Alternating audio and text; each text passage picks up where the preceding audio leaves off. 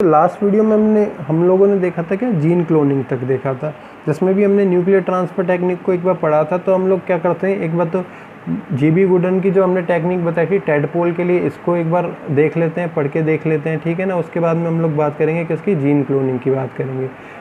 GB Gooden की technique को एक बार और समझ लेते हैं हम लोग। हमने एक नंबर पे क्या लिया था, एक एग लिया जिसमें से हमने क्या निकाल दिया, यूवी रेस की हेल्प से न्यूक्लियस को डिस्ट्रॉय कर दिया। यूवी रेस की हेल्प से हमने क्या कर दिया, यूवी रेस की हेल्प से न्यूक्लियस को कर दिया, डिस्ट्रॉय कर दिया। अब 2 नंबर पे हमने एक ऐसा क्या लिया, अनफर्टिलाइज्ड एग लिया था, जिसमें से हमने एपिथेलियल सेल थी, और वो एपिथेलियल सेल कहाँ थी, इंटेस्टाइन की थी। कहाँ की थी, इंटेस्टाइन की थी, ठीक है ना। उसमें से क्या निकाल दिया हमने, क्या न्यूक्लियस निकाल दिया। और इस न्यूक्लियस को और इस ई न्यूक्लिएटेड या विदाउट न्यूक्लिएटेड सेल को हमने क्या करा दिया, फ्यूज़ करा दिया। फ्यूज़ कराने के तरीके बहुत सारे हो सकते थे। फ्यूज़ कराने के तरीके क्या हो सकते थे, बहुत सारे हो सकते थे, जैसे केमिकल मेथड द्वारा और इलेक्ट्रिक करंट द्वारा, ठीक है ना। अब इससे क्या हो जाएगा, फ्यूज़ कराने के बाद में इनमें फर्टिलाइजेशन होगा और किसका फॉर्मेशन हो जाएगा, जायगोट का फॉर्मेशन हो जाएगा। किसका, जायगोट का फॉर्मेशन हो जाएगा। अब इस जायगोट को क्या कर दिया हमने, कोई भी अनादर फ्रॉग था उसमें क्या करा दिया हमने, इसको इम्प्लांट करा दिया। क्या करा दिया, इसको इम्प्लांट करा दिया। और अब ये जो टेडपोल बन के आएगा वो आइडेंटिकल ट्विन होगा किसके समान, ये जो इसका हमने न्यूक्लियस लिया है इसके समान क्या होगा, आइडेंटिकल ट्विन होगा, आइडेंटिकल ट्विन होगा। तो इस कंडीशन को सबसे पहले समझाया था किसने, जेबी गुडन ने।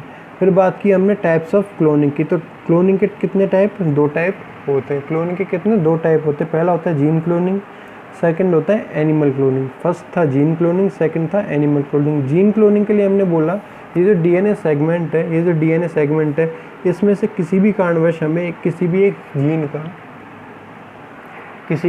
जीन का या एक छोटे से डीएनए सेगमेंट का क्या करना पड़ जाए, कॉपियाँ बनानी पड़ जाए। क्लोन का मतलब भी क्या था, एग्जैक्ट कॉपी, ठीक है ना, उसी के समान कॉपी बनाना, ठीक है ना। तो जीन या डीएनए क्या होता है, एक स्मॉल सेगमेंट होता है, ठीक है ना। डीएनए स्मॉल सेगमेंट होता है। तो अगर इसकी हमको मान लो कॉपियाँ बनानी पड़ती हैं, इसकी यदि हमें कॉपियाँ क्या है बनानी पड़ती हैं, तो हम लोग किसकी हेल्प से बना सकते हैं, पॉलीमरेज चेन रिएक्शन की।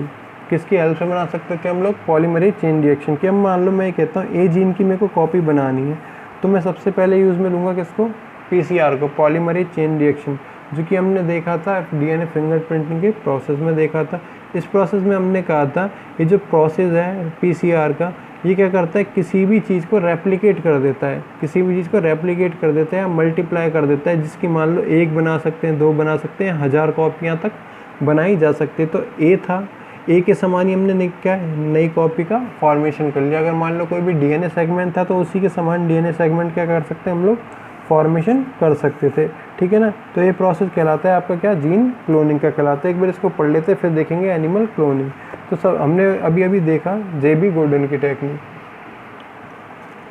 जेबी Gurdon 1969 of Oxford University performed an experiment in which the nucleus of unfertilized egg, unfertilized egg का मतलब आपको पता ही है, कोई भी ऐसा एग लिया जो कि क्या था, फर्टिलाइज नहीं था, मतलब उसमें मेल और फीमेल गैमेट्स का फ्यूजन नहीं हुआ था। Of frog was destroyed by ultraviolet radiations, nucleus को किससे, यूवी रेस से क्या कर दिया, इसने डिस्ट्रॉय कर दिया। And nucleus of intestine epithelial cell of tadpole, nucleus किसका लिया है अब दूसरा, जो दूसरे नंबर पे हमने सेकंड नंबर पे कंडीशन बनाई है हमने यहाँ पे, इंटेस्टाइनल एपिथेलियल सेल का क्या लिया, न्यूक्लियस लिया। And nucleus of intestinal epithelial cell of tadpole is introduced into unfertilized egg. Introduce का मतलब होता है मिलाना, इंट्रोड्यूस का मतलब होता है मिलाना, अनफर्टिलाइज्ड एग। फर्स्ट नंबर का जो एग था वो क्या था, अनफर्टिलाइज था, ठीक है ना, मतलब उसमें से हमने न्यूक्लियस को भी क्या कर दिया था, डिस्ट्रॉय किया था। यहाँ पे हमने न्यूक्लियस कौन सा ले लिया, इंटेस्टाइनल का, तो दोनों को इंट्रोड्यूस कर दिया, मतलब मिला दिया, ठीक है ना, okay. Tadpoles are developed from transplanted eggs. अब जो एग था इनको ट्रांसप्लांट करने के बाद में उनसे क्या होगा, टेडपोल फॉर्मेशन होगा। टेडपोल के लिए मैंने बोला था, यहाँ पर भी बोला था, टेडपोल क्या होता है, फ्रॉग का लार्वा होता है। टेडपोल क्या होता है, फ्रॉग का लार्वा होता है, जो कि क्या होता है, उसको हम लोग एक नाम देते हैं क्या, टेडपोल, ठीक है ना। These tadpoles were identical to their ancestor in genotype and phenotype. अब ये क्या होंगे, बिल्कुल आइडेंटिकल सेम होंगे, किसके समान, जो इनका पेरेंट था और जिसका हमने न्यूक्लियस लिया था, ठीक है ना, जिसका हमने क्या लिया था, न्यूक्लियस लिया था, उसके जीनोटाइप मतलब उसके जीनों की जीन स्ट्रक्चर में और उसके करेक्टर्स में क्या होंगे, स्ट्रक्चरल करेक्टर्स में क्या होंगे, ये दोनों सेम पाए जाएंगे, ठीक है ना। ये टेक्निक किसकी थी, जे.बी. गुडन की, जे.बी. गुडन की। फिर बात आती है टाइप्स ऑफ क्लोनिंग की, फिर बात आती है किसकी, टाइप्स ऑफ क्लोनिंग की। तो टाइप्स ऑफ क्लोनिंग आपसे ये कहता है, तो हमने बोला टाइप्स ऑफ क्लोनिंग, क्लोनिंग कितने टाइप की होती है, 2 टाइप की होती है। पहली थी जीन क्लोनिंग, सेकंड थी एनिमल क्लोनिंग। तो जीन क्लोनिंग को हमने समझा, जीन क्लोनिंग के लिए बोला हमने formation of identical copies of A gene और क्रोमोसोम, किसी भी जीन की या क्रोमोसोम की क्या बनाना, आइडेंटिकल कॉपी बनाना, सेम क्या बनाना, कॉपी बनाना, ठीक है ना। और it's one part is called gene cloning, या एक छोटे से पार्ट का फॉर्मेशन करना जीन क्लोनिंग कहलाएगा। This type of cloning is done for study of DNA, DNA की स्टडी के लिए हमें क्या लेते हैं, यूज में लेते हैं। फॉर दिस क्लोनिंग कैरियर्स और an instrument thermocycler is use, thermocycler is use for polymerase chain reaction. इसी के ब्रैकेट में मैं लिख देता हूँ यहाँ पीसीआर, पीसीआर को क्या ले सकते हैं हम लोग यहाँ पे यूज में ले सकते हैं। फिर बात आती है क्या आपके एनिमल क्लोनिंग की, एनिमल क्लोनिंग, इसकी सहायता से हमको करना है, दे फॉर्म्ड फॉर्मेशन ऑफ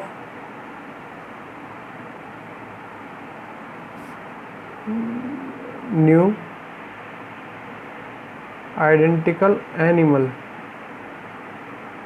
किसका फॉर्मेशन करना है हमको यहाँ पे, एक आइडेंटिकल एनिमल क्या करना था, यहाँ पे एक फॉर्मेशन करना था। तो इसके लिए हम लोग क्या करते हैं, एनिमल क्लोनिंग को हम बांटते हैं 3 में, एनिमल क्लोनिंग को हम बांटते हैं किस में, 3 में बांटते हैं। पहली होती है आपकी blastomere, blastomere separation,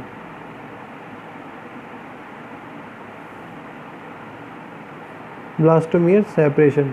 blast separation का मतलब होता है आपको पता है अलग अलग करना, सेपरेशन का मतलब होता है आपको ये पता है अलग अलग करना है। तो ब्लास्टोमियर क्या है, अभी ब्लास्टोमियर क्या है, तो इसको समझने से पहले हम लोग एक चीज़ देखते हैं। यहाँ पे हमने गैमेट लिया, ठीक है ना, यहाँ पे हमने गैमेट लिया, इन दोनों को हमने फ्यूज़ करा दिया, मतलब फर्टिलाइज करा दिया। यहाँ पे हमारे पास बन गया क्या, जायगोट बन गया। ये जायगोट किस कंडीशन में था, 2n की कंडीशन में था, किस कंडीशन में था, 2n की कंडीशन में होगा।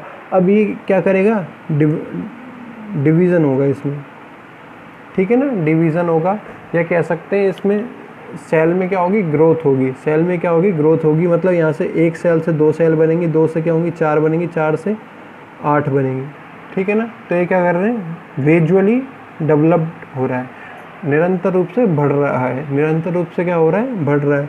तो ये जो छोटी छोटी सेल्स बन रही हैं, जो छोटी छोटी सेल्स बन रही है एक एग के अंदर, ठीक है ना, इन सेल्स को क्या बोलते हैं हम लोग, ब्लास्टोमियर,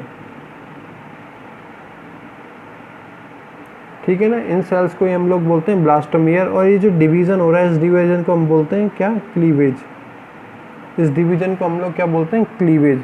क्लीवेज का मतलब होता है किसी भी चीज़ में ग्रेजुअली या रैपिडली डिवीज़न होना, ओके, जिससे क्या हो सके बहुत सारे छोटे छोटे ब्लास्टोमियर का क्या हो जाए, फॉर्मेशन हो जाए। तो इस एक सिंगल स्ट्रक्चर को हमने क्या बोला है, ब्लास्टोमियर, ओके। ये जो ब्लास्टोमियर है, ये जो अपने साइड में जितने भी एक सेल के अंदर, एक एग के अंदर क्या होंगे, ब्लास्टोमियर होंगे, इनके समान क्या रखेगा, करेक्टर रखेगा, इनके समान ही क्या रखेगा, जीन रखेगा, इनके समान ही क्या रखेगा, करेक्टर रखेगा, इनके समान ही क्या रखेगा, जीन रखेगा।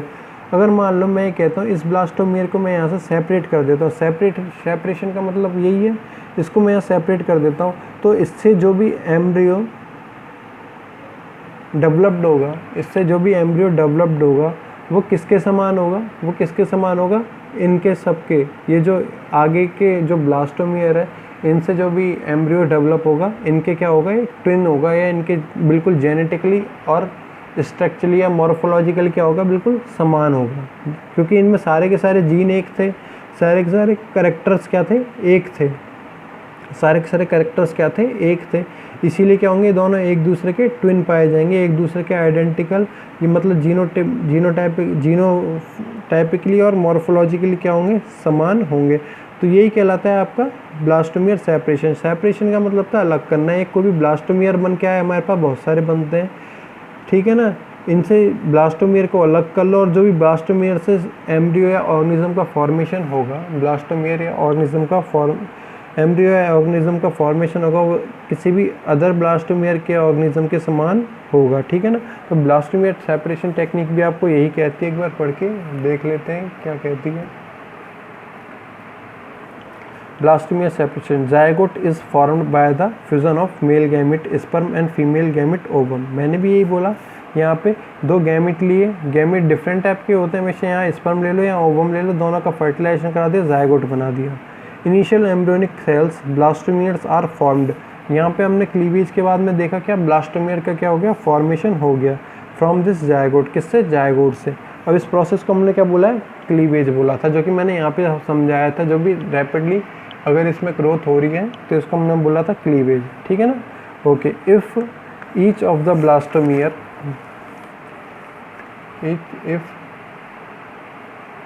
if each of the blastomere cells are to be separated, ठीक है ना, जो भी सेल है हमारे पास ब्लास्टोमियर के, इनको क्या करते हैं हम लोग, सेपरेट कर देते हैं, and are allowed to develop them, और इनसे क्या हो, इनका डेवलपमेंट किया जाए।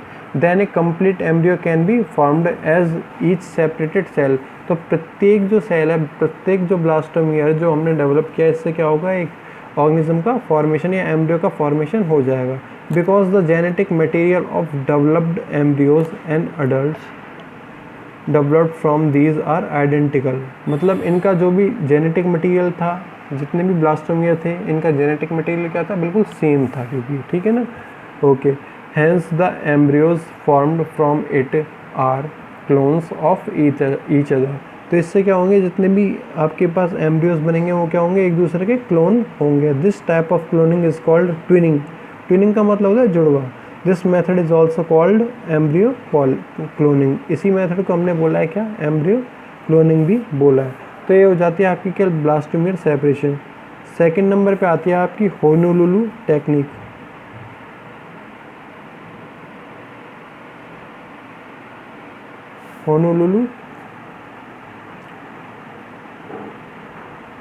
होनोलुलु टेक्निक, ठीक है ना।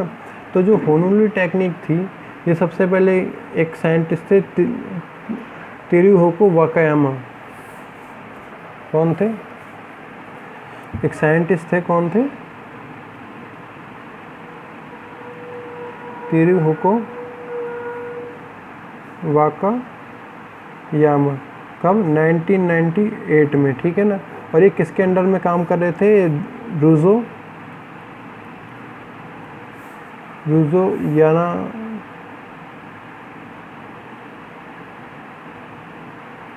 रूजो यानागमची के, ठीक है ना।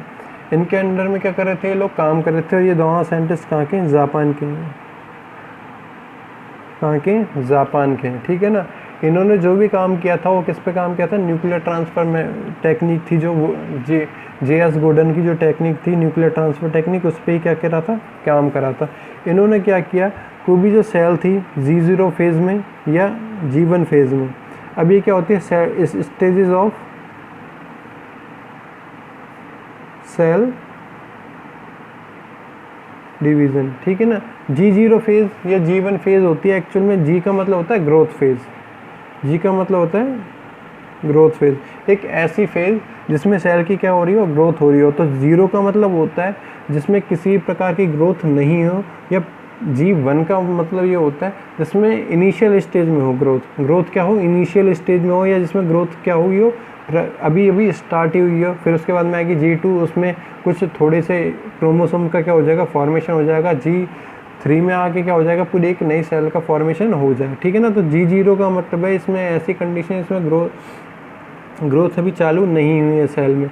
तो इस कंडीशन में जो भी सेल थी, इनकी हेल्प से क्या कर लिया इन्होंने, एम्ब्रियो को क्या कर लिया, डेवलपमेंट कर लिया। इनकी हेल्प से क्या कर लिया इन्होंने, एम्ब्रियो की डेवलपमेंट कर लिया। तो इसको एक बार पढ़ लेते हैं, क्या है ये। This technique was developed by Teruhiko Wakayama in 1998 ठीक है ना। टीरू को वाकायामा ने सबसे पहले डेवलप की थी 1998 में, और किसके डायरेक्शन में डेवलप की थी? Under the direction of Ryuzo Yanagimachi, Ryuzo Yanagimachi in university of Hawaii. Hawaii की ये जो यूनिवर्सिटी थी उसमें काम करते हुए। इन दिस टेक्निक डोनर और recipient cells are not fuse.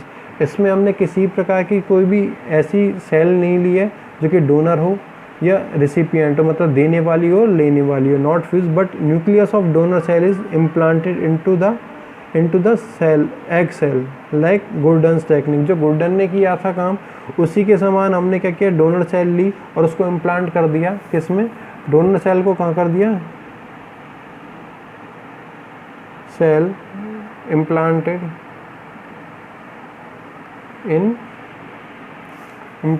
इन कहाँ पे? एग सेल में क्या कर दिया हमने, इसको इम्प्लांट कर दिया। जो डोनर सेल थी किस कंडीशन में थी? किसमें थी? G0 या G1 फेज में थी। तो इसको देख लेते हैं। Egg cell like Gurdon's technique, the nucleus of a cell which is in G0 and G1 phase of cell cycle is used. तो हमने देखा किस में थी, कंडीशन में थी ये सेल? G0 या G1 फेज में, तो मतलब ग्रोथ अभी चालू हुई थी, ठीक है ना। Cell cycle is used before cloning. Due to this it is no need to change into resting stage.